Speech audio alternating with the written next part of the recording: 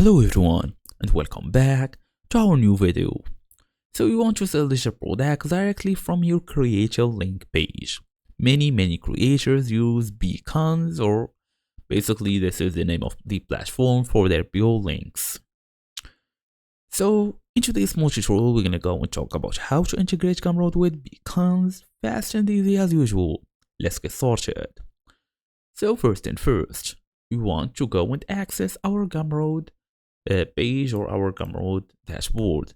How to do so is pretty simple. Just go ahead, open your device, make sure you are fully connected to the internet, then go and look for Gumroad. Tap on gumroad.com here, then come here and log in using your email address and password to access all of this. Then you can go and tap on dashboard. Okay, now we have to go to our product section. Copy the product link, then log into your beacons dashboard, then click Add Block. Select Link Block or Store Item. Paste your Gumroad product link, then customize the title and description. Then you can publish your page. So visitors now can buy your product from your beacons page. No need to access the full platform on Gumroad.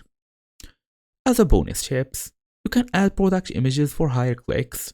Highlight your most popular product first, then promote the page in your social media bios as well.